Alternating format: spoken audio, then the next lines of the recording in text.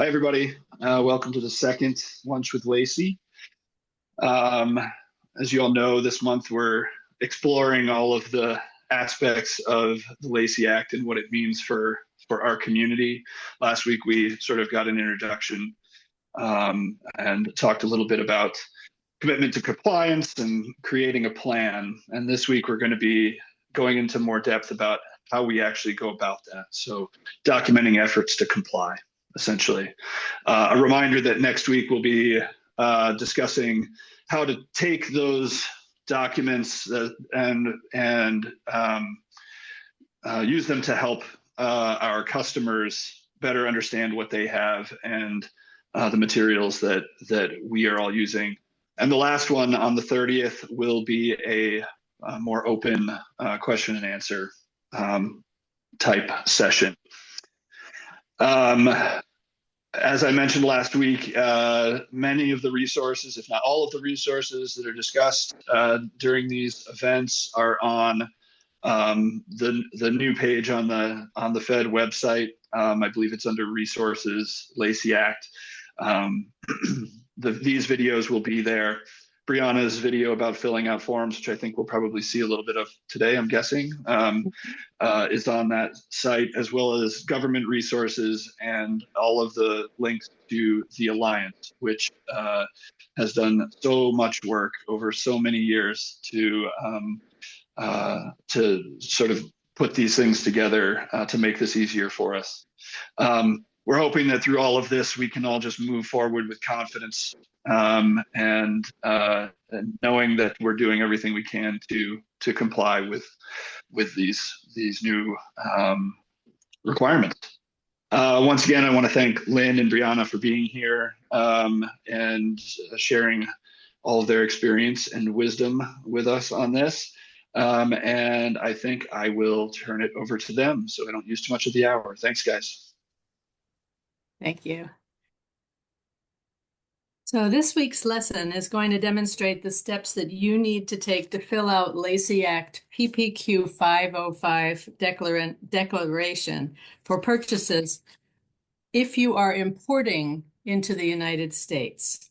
So let's take a look at the next slide. Here's where I think it gets a little confusing for people. Whoops, can you just flip down to lesson 2? It's around slide 13 or 14. Yeah, there we go. So if we can go to the next slide.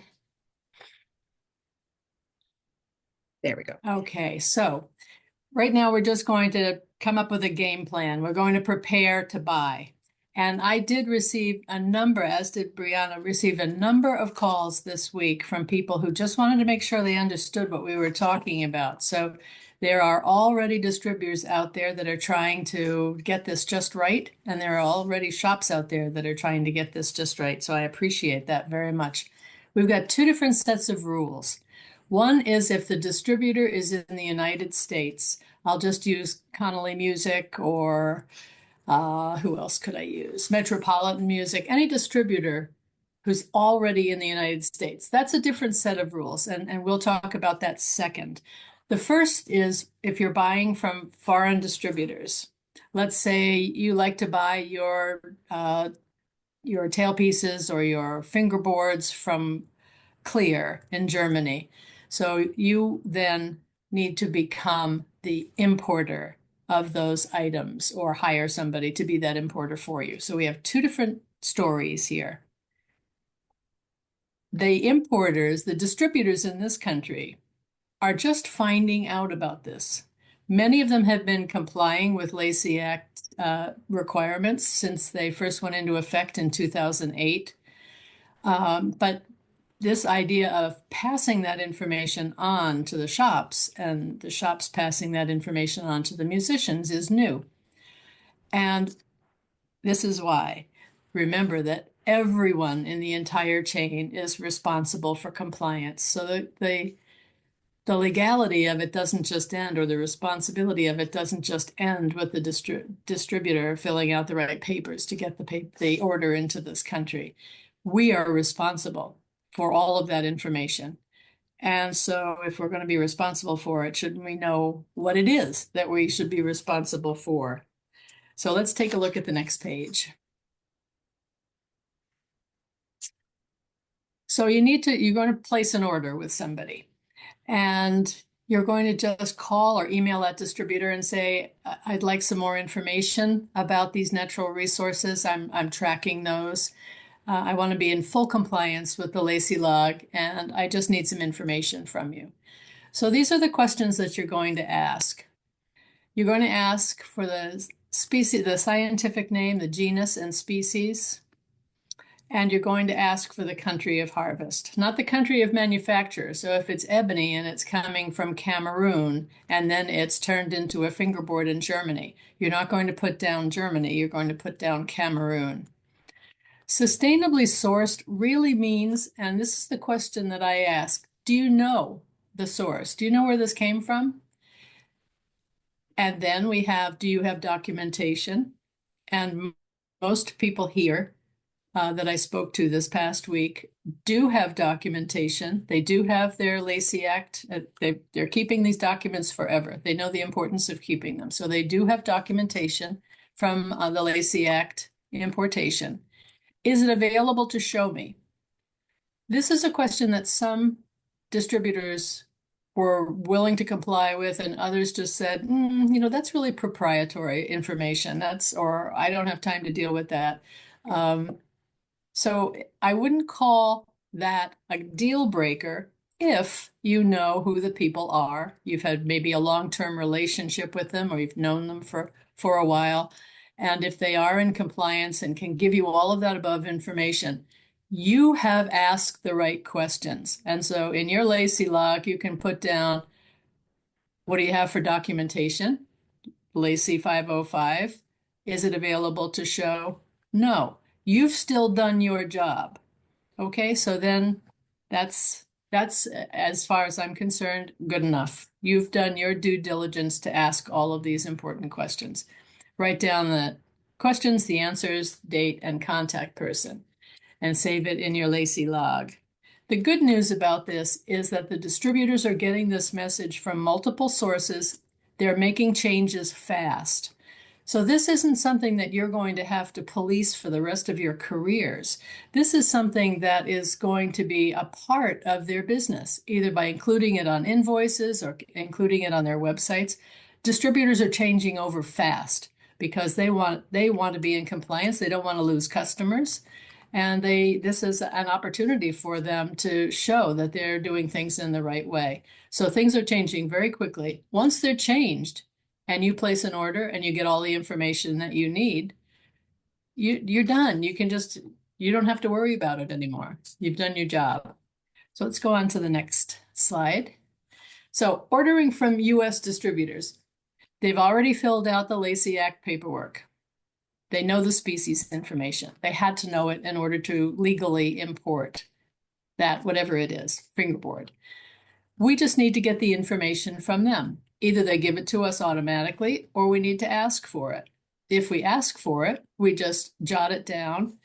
I would like to say to every distributor, and I hope you will encourage this as well, don't just give this out to people who ask for it, but make it available to everyone who buys from you. So there again, on the invoice, on the website, some way of passing that information on. So we ask the questions if we're not getting information. We jot it down in our Lacey log. And this is a really important comment down below. If they are unable or unwilling to share species information, I would consider that a red flag and would shop elsewhere. So again, part of due diligence is trusting your sources. Trusting that you know them, that they have a good reputation, that they've been in business, and you feel secure with the information that you're getting. There are other times, and I've heard two different stories this week about people who were purchasing at Mondo Musica and asked for detailed information about the ebony species that were being used, and the man behind the table on one of these occasions listed or said the name of a species, but then winked, like, You know what I'm talking about. There was something very sketchy about it. This is a person who is selling something that probably you wouldn't want to be buying. So we need to use some common sense here. So that's the ordering from the US distributors. And now on the next page, we have the ordering directly from foreign countries. And many of us have long-term relationships with companies like Paulus, where all you do is send an email over to Helmut, give them a credit card number, and your order arrives. But that's not the way it's happening these days. So now if you do that, you or your licensed broker, somebody that you hired to do this, needs to become the importer of note. And if you're the broker, you've got all these forms to fill out, including the PPQ 505. It's not Paulus's job to fill out Lacey Act information. It's your job as the importer. If you hire a broker, it could be a licensed independent broker or UPS, FedEx, DHL, but they're only as good as the information that you give them. So you are responsible for gathering that information from your source outside the United States and providing that information then to your broker. This whole process was something that one of our members had to deal with recently for the first time and found it really stressful. I think he referred to it as 2 weeks in hell because it took that long. There was no organized plan. He didn't get a packet of information with a description of what it meant to be an importer of note. He got one document, and then a couple days later, he got another. Every time he called for information, he was on hold for hours. It was a mess. It was really, really a challenge for him. So this has become harder and harder, but we'll talk about it because I think it's important information for you to have. We do have relationships with businesses outside of the United States, and if you want to continue those relationships and getting the supplies that you need, then you at least have to know what the process is. So that's something that Brianna will show you in just a few minutes. And then again, if the foreign business is unable or unwilling, like the guy winking at Mondo Musica, if they're not willing or able, or they're giving you misinformation, or you feel weird about what they're telling you for a story, I would shop elsewhere. I would not put myself or my business at risk in a situation like that. So next slide. All right, take it away, Brianna. Thank you. So now I'm going to talk about the act of filling out the PPQ 505. This used to be on paper or a PDF, but they have phased that out and they're moving over to this portal system. And we've been told that if you use the PDF or the paper version, they consider that a red flag in the government and they'll scrutinize you more carefully. So it's important to use this portal. Now, the information that I'm going to give you in the next few slides is available in a YouTube video that I made, and that's available, as Eben said, on the Federation website and the Alliance website. And you can pull that up, pause it, follow along, do the steps, and go back and forth. And we'll get started. So this website is called the LAWGS, LAWGS. And we will, believe that link is also on the website. So because this is the US government, you would think that you would click on New to LAWGS, click here. Whoops, I'm sorry. Oh, that's the next one. First, we'll talk about the HTS codes. So you'll go to this website, it's hts.usitc.gov, and what you'll do is you'll search violin, for example. And it'll bring up this and this heading, and then played with a bow. So you'll write that number down, and that's just something that you'll need for the PPQ 505. But let's say you're looking for violin bow or bow parts. There's all these different headings that are other types of bows. But if you go to bows, parts of bows, bow hair, all of that, that has its separate HTS code. And you'll want to refer back to this regularly. Sometimes they update these codes, but for now, this is what they are. Okay, so now onto the LAWGS website. So again, you'd think you'd click new to LAWGS, click here, but let's see what happens when we do that. Of course, it doesn't work. So you'll go to log in.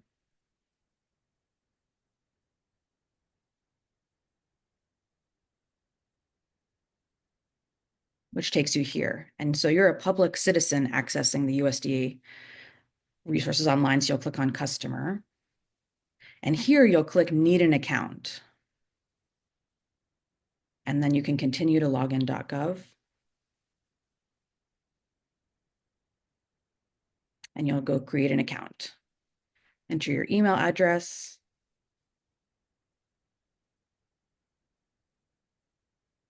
And then they'll send you an email. And in the email, you'll click through the link, confirm email address. And it'll take you to a page to create a password. Next, they want you to set up an authentication method. So I'm choosing text or voice message. They'll text or call you with a code. And I'll put in my phone number. And then they'll send me these one-time codes that I'm sure you've probably seen a lot of banking websites and things like that.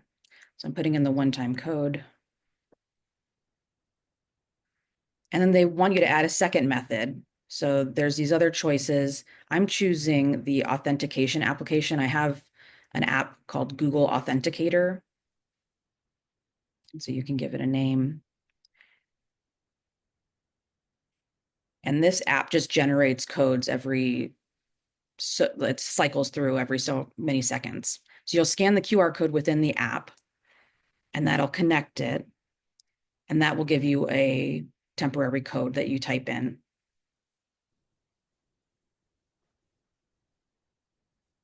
Great. And now you agree and continue.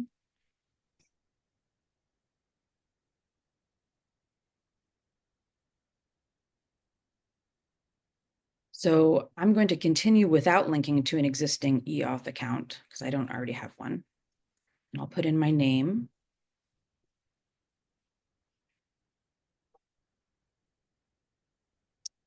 And then there's two options. I'm going to create an applicant organization because I don't already have one. If you do have one, you can enter in that unique PIN. I'll put in my phone number here.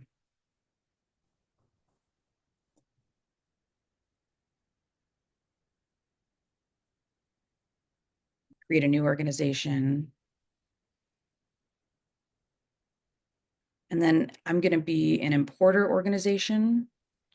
You put the company name, select the country.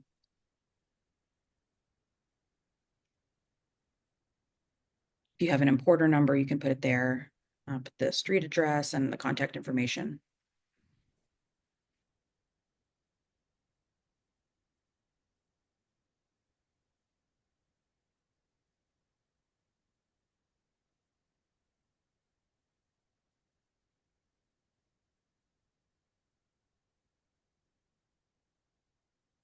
Put continue. And this is the end of the registration. So now it will take you to the actual portal where you can begin to fill out the PPQ 505. So here's the portal. If you click continue, it looks like this. So I'm just kind of clicking around here to create the form. That's the PPQ 505. You can do it with a template or without a template, but it asks you right away to have a US customs entry number. And since I'm doing this just as an example, I don't have that number. So I'm going back to the home page, click on what is new, and they have a link to a template that you can download. And it's an Excel spreadsheet. So I'm going to download that.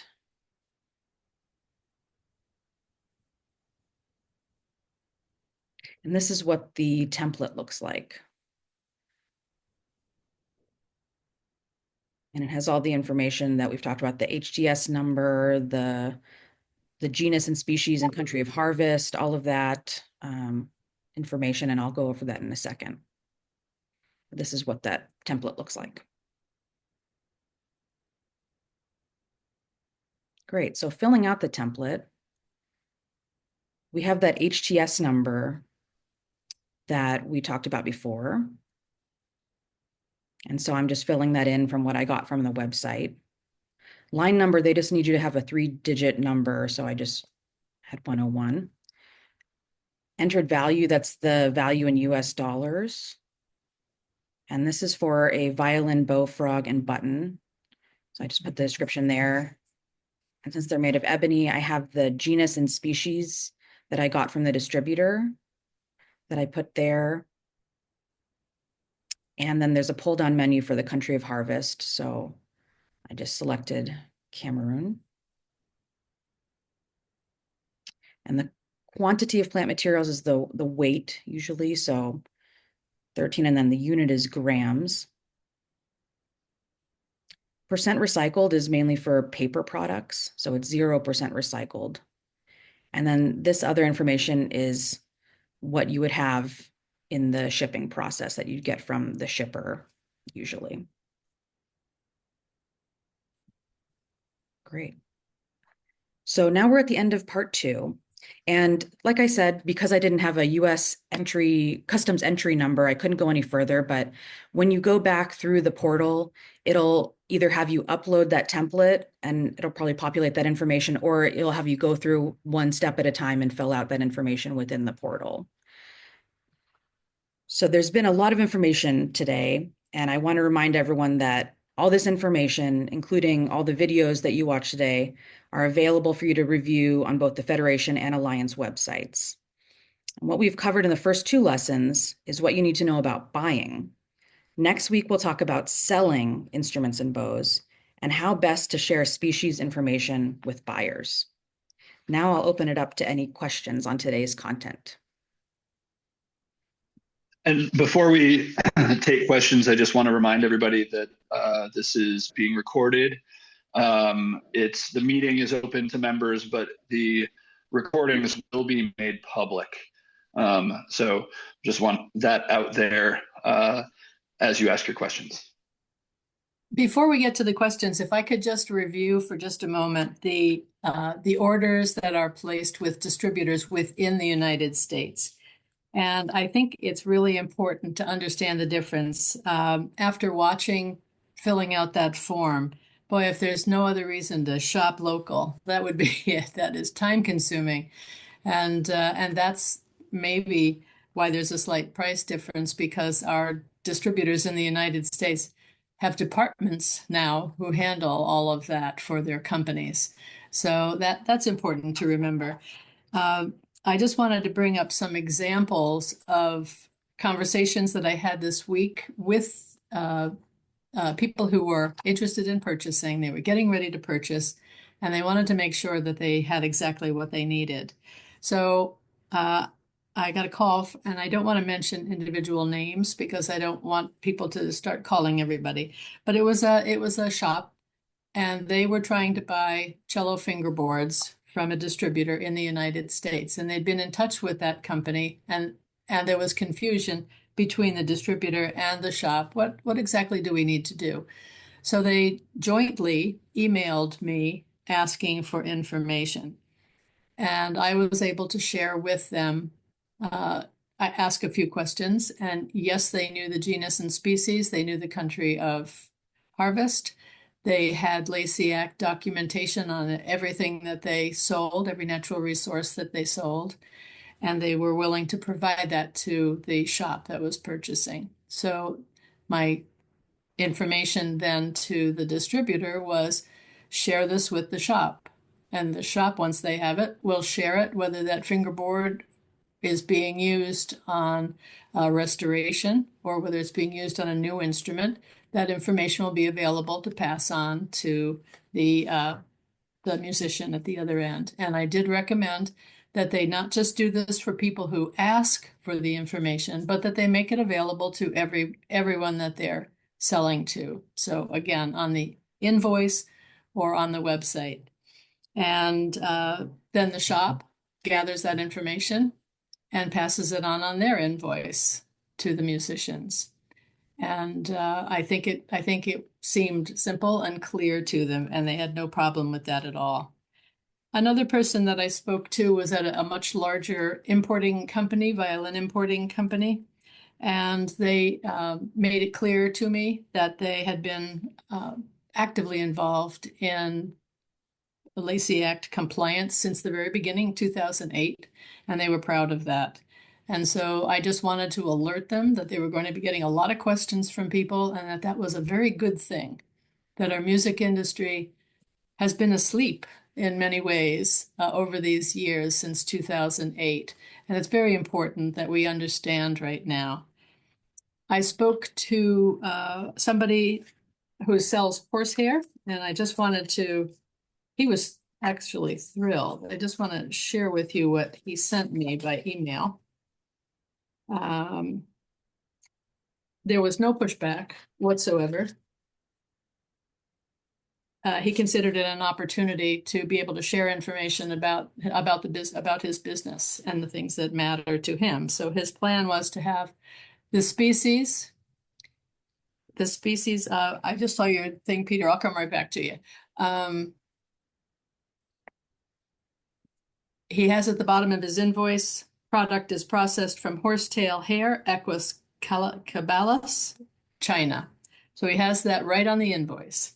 And then he added to the invoice, we pride ourselves in working on all levels of our supply chain. We demand and expect ethical work environment and sourcing from all vendors. And then he's planning on adding a QR code where people can then link to his website, see where the horses are coming from, see the process, the whole process. It gives him an opportunity to really share with his customers where the hair is coming from. And I was surprised to hear that no matter whether it's white or brown or black, it's all the same species name, which I did not know. So that's important information.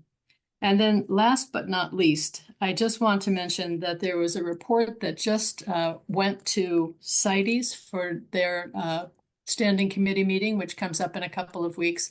This is a report on traceability. Pau Brasilia Echinata Bose, fine-tuning traceability solutions.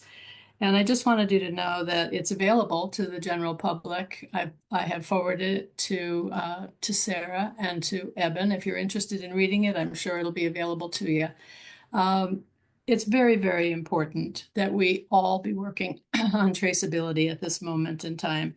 And Sophia's report was described the actions of both the Alliance and the American Federation of Violin and Bowmakers, and did so in a very complimentary way.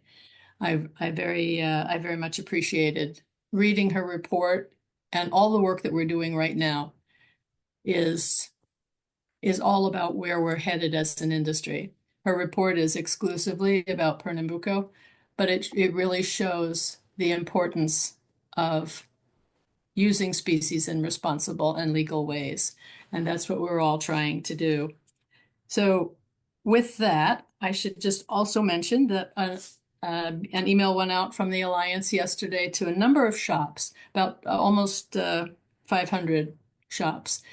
I don't think that it includes any Federation members yet, but it was a message that went out to shops, reminding them of the importance of this, reminding them that there's information available on the Lacey Act, on the EUDR, and two other documents that I think are critically important, and we'll talk about them next week. It's called the Know Your Bow campaign by the League of American Orchestras. Again, this is a way of informing and motivating musicians to get actively involved in conservation and to know exactly what they have for materials in their instruments and bows. So if they're part of an orchestra or chamber music ensemble, or as soloists, as individuals, they will be traveling, as musicians often do, then they will have the information that will be required going forward for safe transport of their instruments and bows. And again, all we need to be thinking about with all this documentation is having traceable sources, having legal sources, and being able to document it, whether it's with a CITES musical instrument certificate on CITES listed species, or whether it's one of the documents that we have listed on the Alliance website that just informs the musicians and the insurance companies and the orchestras and everybody else who needs it what instrument and bow materials were used. So that will be sort of a teaser for next week. And now we'll take some questions. I think Uta has had her big yellow hand up there for a minute. Hi, Uta. Hi, I have two questions. One was on the form on the PPQ 505. There is quite a bit of information which I need to have other people's input on. So my question is, at which point of the input process do you have to fill that out? Well, that's an Because interesting question, because I think many people think that it's the job of the people who are sending it over from Germany or from wherever to fill out those forms. It's not, but it is their job to give us the most accurate information possible. So if I were ordering from Paulus, the order would be shipped, and I couldn't even start on the paperwork until it arrives in a port in the United States. And then I need to get information from Paulus to be able to fill that out. And then I have information from whoever the shipper is about the numbers that are needed, the shipping numbers that are needed. So an order will come to the United States, and you're going to get an email saying it's time to fill out this documentation. Okay, and the second question I have is, as some of you know, I'm involved with this nonprofit Luthiers Without Borders, or Luthiers Sans Frontières. And so I sometimes send wood to the people I have taught in various Caribbean countries. It's not something that I'm not selling it. It's wood that has been donated to us, and I'm trying to figure out where all that wood came from. But do I also have to fill out paperwork for that? If I send it out of the country? Yeah, Lacey Act paperwork is just for stuff that's coming in. But Okay. I'll give you an experience that I had just this week that surprised me. In my business, I sell reherring jigs, just Yep. head holders, frog holders, that kind of stuff. And I shipped some to Spain. They were held at customs, and customs required a certificate of materials used for the first time. So they weren't letting it into Spain without knowing the genus and species and country of harvest. That was new news to me. And so I needed to go to the man who cuts these up for me and say, I know that was maple, but do you know what maple you use? And he said, yes, I use red maple. I said, do you know the country of harvest? He said, yes, it's local. Actually, it comes from his backyard. So it's from the United States. But luckily I knew that information. I did not know that that was a requirement in Spain, but I'm assuming that it will now be a requirement in all of the EU. And so maybe a question you need to ask of that country is, what is their requirement for the import of natural resources? I bet that will vary from country to country. Okay, thanks. But good to know. Yep. Any other questions? We had the question in the chat from Peter. Oh, okay. Oh, yes, that's right, from Peter. What was that question?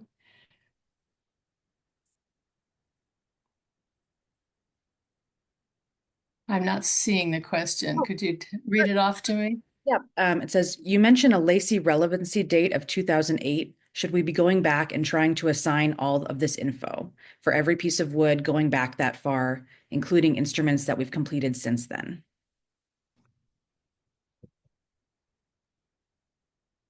It sounds unreasonable to say yes, but I think if we're thinking about traceability, it's really important that we be able to provide our customers with accurate information. And so if you have the invoices and you can pass that information on, that's just great. The problem becomes, the Lacey Act is about bringing stuff into the country right now. So that's the most important change that we need to make, is from this moment forward, we need to be able to really recognize the importance of documenting whatever comes in. But yes, we've got that wood that falls in the center here that was our personal property between 2008 and now.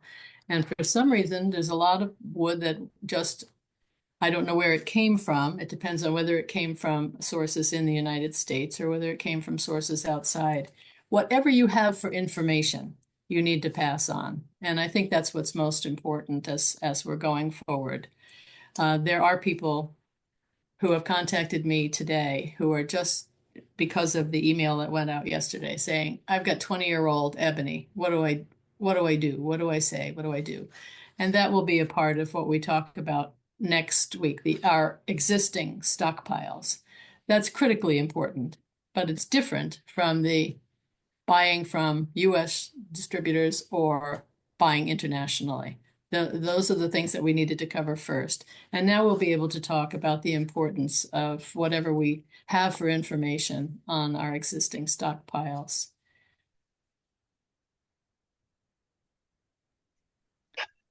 So I have a question. If we talk a lot about being the importer of record, is there paperwork associated with that? Do you have to do something to become an importer of record? Does it just mean you ordered something from a different country and now you receive this email saying you need to fill this out? Does that just make you the de facto importer of record? No, you have to pay. You have to pay for the honor. Okay, yeah. There is a Department of Homeland Security. You have to create an importer identity form. So first you do the importer identity form, and then that goes off. And then after that, you have to, so that puts you in that position of responsibility for providing accurate information. Then you need to have an invoice from the company, Germany or wherever, that includes on it all of the species and country of harvest information. So you are officially the importer of note, and then you have this receipt, and then you get the USDA the 505 form and fill that out and send that in. And then you receive a Toxic Substance Control Act declaration on which you can you can say yes or no, depending on what you're importing, and sign that and send that off. And so at that point, after you've spent weeks and all the time frustrating phone calls on the phone and trying to figure this out, what our colleague did was to just, after the first week and a half, his concern was that his order was going to be confiscated and he'd already paid for it. So he thought, I'm going to lose all this money. He was spooked about that. He didn't know if he was breaking the law. He was trying not to break the law, but he didn't understand what he was doing. So it was getting more and more stressful. And he finally just called UPS and basically said, I'll pay you whatever it costs to just do this for me and take care of it.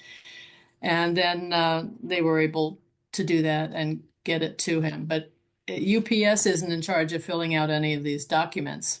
Yeah. So if you decided to use UPS as the broker, at what point in your ordering process does that decision get? Do you still need to be an importer of record if you use UPS as a broker? Yep. Okay. Yeah. You're still in charge. Because it's coming to you. But it's important if you're going to use them to get them in there as early as possible. He didn't know that. He didn't know how to do that. And so he just was freaking out for 2 weeks. And it would have been easier if he had known. But it was the first time after years and years and years of doing it differently. So I think it's just important for us to have seen Brianna's way of getting in there, not just filling out the 505, but just registering is a time-consuming process. So if you have staff that can do that and can do it easily, that's one thing. And I know we do have people that we depend on around the world. This is a universal business that we're in. So it's important to know that. When we talk about passing it on to our musicians and our customers, that's a really important work. And in there, we'll be able to show you what it's like to very quickly and efficiently fill out the declarations, the documents that are on the Alliance website and the importance of that. And we'll talk about what the league is trying to do right now and the importance of the work that they're doing, why we want to be supportive of that. Any other questions from folks? Yeah, hi, Hey, Sue. Stu. Sue, let me see your arm. I can't hear you. Aw. Aw, big Yeah, hug. hi guys, thanks. Yeah, this is arm carnage here. Aw, yuck. So it's maybe a very silly question, but what does PPQ stand for? Brianna, can you answer that? I've forgotten. I think plant is in one of those P's, I know, probably. Okay. No. Okay. Herb. It just seems so arbitrary. I kept trying to figure out what is that? What is that? Okay. Sorry for that very arcane question.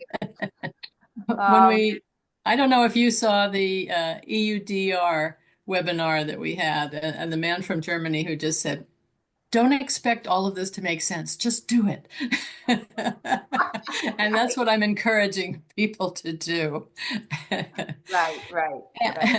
If you're finished, Andrew Dipper has a question. Are you all set, Sue? Sure, I'm done. Thank Okay. you. Hi, Andrew.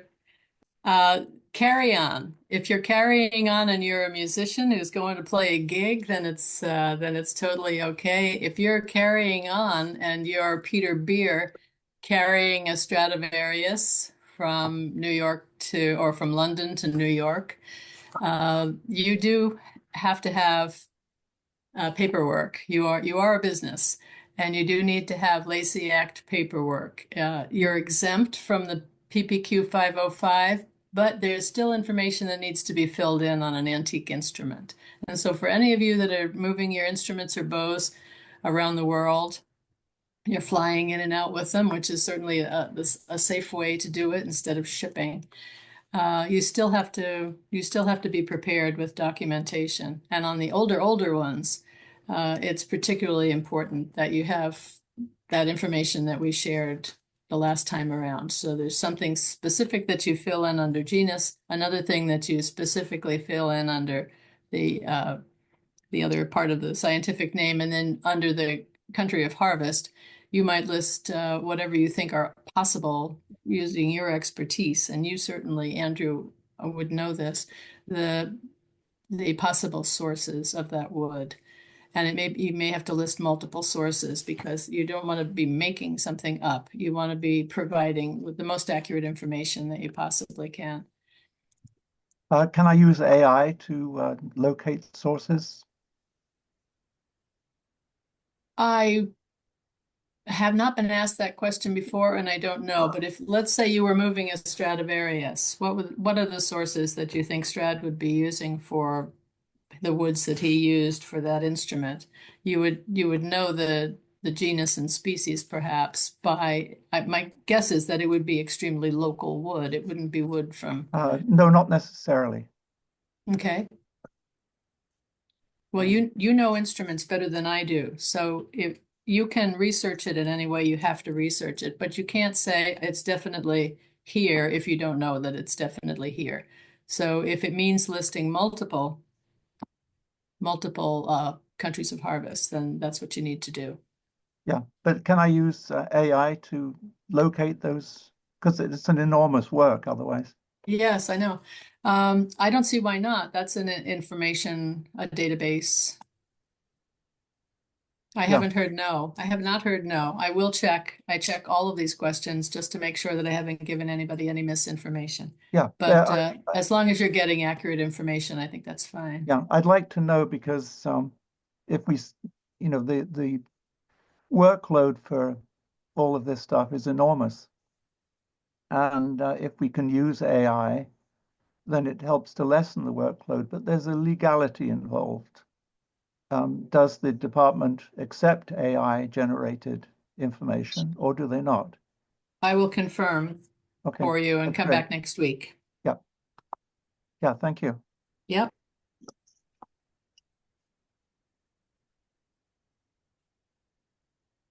Is there a second thing down in the chat? Yes, Uta's waving at us.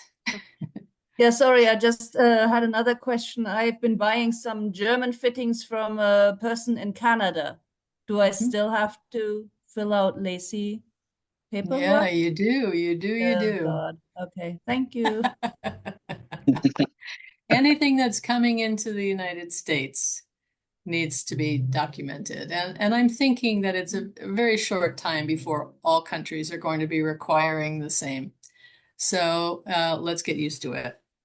And let's encourage our distributors in this country and our distributors around the world. Let's encourage their openness. Let's encourage them to really fully vet who their sources are. Let's work together to do everything we can to make this work. I think it's in everyone's best interest. Yes, Sue. I just found out that my bow hair distributor moved to Shanghai. So does that mean that now have to, if I want to get hair from him, which he's still selling, but it would be directly from Shanghai, I have to get a special, that Homeland Security importer thing, plus fill out PPQ. Yeah, yep. The whole works. Wow. Wow is right. Yeah. It's a challenge, but yes, any natural resource. It might be that your pearl, could be your leather. Leather's going to be a big deal because some of the sources in this country that are selling leather have no idea where it's coming from, and we need to know. So this is going to, I hope, make this very much more open, much more accurate as we move forward. And I really would think, I think we're asking the distributors to make perhaps dramatic changes to their way of thinking, passing this information on. Oh my God, I don't have time to do that.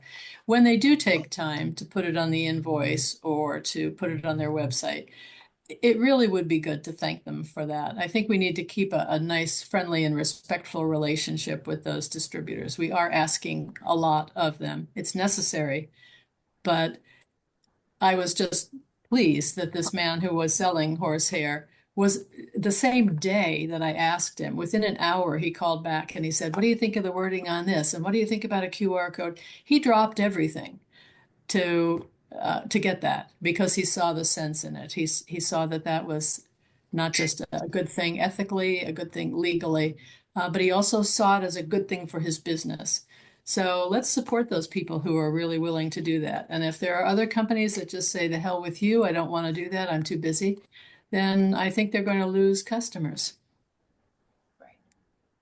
So, Lynn, I'm also reminded of something you said last week about how this is, so I'm thinking in Uta's case or in Sue's case, while there's no getting around the becoming an importer and doing the forms and all that. But in terms of the questions you have to ask, you do it once, and then if the information doesn't change, it doesn't have to be done over and over again. Is that right? So the heavy lift is that initial order where you have to learn the process, become an importer, do a PPQ 505 form for the first time, ask all the questions. But then if you're ordering that same product, or rather reordering that same product, it becomes a little bit easier. Yeah, I think it's so important to remember. Last week we talked about taking that pledge, and I kind of laughed at it a little bit like it's a Boy Scout or Girl Scout kind of thing. But we've filled that out, put it in your notebook, and forget about it. You don't need to think about it again. If you're importing things, if you're buying things, either from a company here in the United States or you're buying it internationally, just know what the process is for you, know what you need for information, and then going down the line, once the distributors are on board with this, and it's happening very fast, once the distributors are up and running, our job is greatly reduced. We don't have to write volumes of stuff. One of the things, though, that it really has changed for shops, and this you all need to be thinking about, is how to store records. Because, we talked yesterday about, you buy, I can't, or last week, I think it was Jim who was mentioning the purchase of ebony and how He purchased with somebody else. I think I'm remembering the story correctly. One person kept the receipts. The other person was informed by their accountant that they didn't need to keep them after 7 years or whatever, and so threw out the receipts. Yes, that was me. Yes, I thought so. And then, so you were lucky enough to still have the documentation on that wood. So when you're buying, What I was actually talking about wasn't ebony, it was Pernambuco, but oh, okay, sorry, I missed that part. At any rate, the point is keeping records. And so if you're buying horsehair and you're buying it from the same source over and over and over again, that's not something you're going to have to document for the rest of your life. If you're buying inventory for your business, whether it's ebony or whatever other material, maple, whatever you need for your supplies, if you're buying that, I would hang on to those invoices for long, and you can scan them into a file on your laptop. You don't have to keep the physical piece of paper around beyond whatever you would need for the tax purposes. But when it comes to being able to identify what we're using on our instruments and our bows, we need to know that information. And then we need to pass it to the musicians.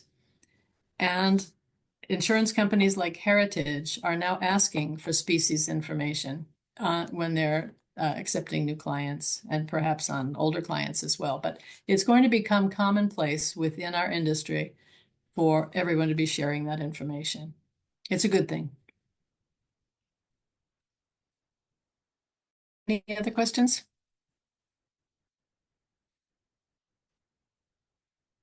I think I just want to add that musicians are the slowest to figure out what's going on because they're busy doing other things and they're not thinking about Lacey Act. They're thinking about the next concert they have to play or learning some notes. They've got their own thoughts to think about. So there are going to be lots of musicians who just don't understand this or don't know it. You don't have to be out there educating every customer that comes in through your door. But if you're providing the information to them on invoices, you can just say, let's say they're buying an instrument, and let's say Andrew makes an instrument and he's selling that. I'm sure all of you have been selling your instruments and bows with beautiful certificates to go along with them. That's been common for decades in our business, for centuries in our business. All we're asking now is that those documents are more specific about the species and about the country of harvest. And so a little bit more information on that document, or use the form that is available for you on the Alliance website. And then you can send them have a copy of that with the instrument. And I always say to my customers, here's a copy for you and here's a copy for your insurance company. Keep it with your important records. That, it takes me 5 seconds to say that. And then they're going to go home, they're going to put it with their insurance stuff or with their passports or whatever. Now, if that musician has this document from me and is traveling, going across the border to Canada for a music camp or something, if they're doing that, they don't need to show that document to anybody. Unless there's a question at the border about, hey, what's this? What is the species? Because musicians don't know what species. They would be clueless. They would not have information to be able to do that. And again, we'd want to avoid any possibility of confiscations or fines. So if there's ever a problem and you have this document that you can pull up from an authorized source, then I think it's very important that they would just show that to the customs agent, and it would better describe what materials were used in that instrument or bow. And so the league is calling that a comfort letter because it provides the musician with the security of the information of at least knowing what bow they have, what materials they have. And I think that's important. And I think the league is encouraging musicians to do that now. So not only do you need to know that for instruments and bows that you're selling, but customers who might come into your shop who say, can you do up a certificate for me so that I know, or can you tell me what materials there are in this bow? And so maybe we as a group need to come up with some kind of modest price that might be consistent from shop to shop, The forms take almost no time to fill out because we have tried to make them that way with drop-down menus. And we'll show you how to do that. That'll be another part of what we talk about next week and demonstrate next week. That can be further conversation for next week and beyond, how we're going to manage this demand for information from the musicians, which is just starting now. It should have been starting 2 years ago, but it's just starting. It's just getting its feet under itself right now. And so all of us are going to be getting phone calls or concerned musicians who are starting to hear that there are problems and don't want the problems to be theirs, want to be prepared. Any other questions? Well, we're right on track time-wise, so I just look forward to seeing you again next week. And Sarah mentioned to us that the recording of this will go up shortly on the website. So if there's review or if there are people who weren't able to come today, they'll be able to get caught up. So this week was buying and next week will be selling. Thanks, everybody. Thank you, Lynn.